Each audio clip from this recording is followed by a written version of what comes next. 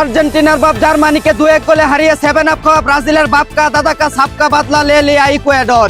অন্যদিকে ব্রাজিল এবার 100% হেক্সা জয় করবে, কারণ যদি বিশ্বকাপ জিততে পারে তাহলে কাপ নেওয়ার হেক্সা পূরণ হবে, আর যদি না জিততে পারে তাহলে কাপ না নেওয়ার হেক্সা পূরণ হবে। এদিকে সারা দেশে 82 লক্ষ মাদকাসক্ত ব্যক্তি রয়েছে, তার মধ্যে 61 লক্ষই হলো গাঞ্জাখোর। এর ভিতরে 60 লক্ষ আমাদের এলাকায় বসবাস করে, আর বাকি 1 লক্ষ সারা দেশে ছড়িয়ে ছিটিয়ে আছে।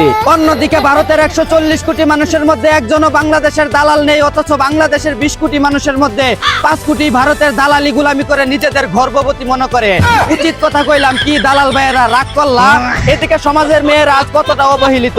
মিস্টার নুডলস আছে, মিসেস নুডলস নাই, পুলার আইসক্রিম আছে কিন্তু মাইয়ার আইসক্রিম নাই, মামা ওয়েফার আছে, মামি ওয়েফার নাই, মিস্টার ম্যাঙ্গো আছে কিন্তু মিসেস ম্যাঙ্গো নাই, লাইফ বয় সাবান আছে, লাইফ গার্ল সাবান নাই, মিস্টার বেকার আছে কিন্তু মিসেস বেকার নাই, মিস্টার কুকিজ আছে, মিসেস কুকিজ নাই, মিস্টার টুইস্ট আছে কিন্তু মিসেস টুইস্ট নাই।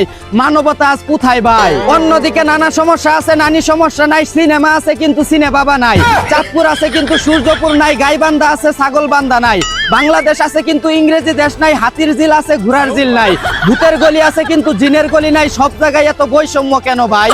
এদিকে কক্সবাজার হোটেলে 1 রাত মুতার জায়গায় গুতা খেয়ে 2টি 16 প্রো ম্যাক্স কিনলো এক বুস্কি মাতারি।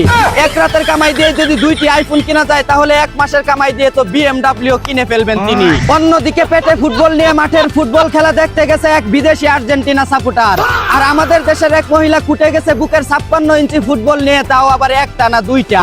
এদিকে 2 বিচিওয়ালা পাঠা থেকে দুধ উৎপাদনে শীর্ষ স্থান দখল করলো ভারত। অন্যদিকে দুধ ব্যবসার পাশাপাশি নিচতলা ভাড়া দেওয়ার সিদ্ধান্ত নিল এক 12 লাংনি।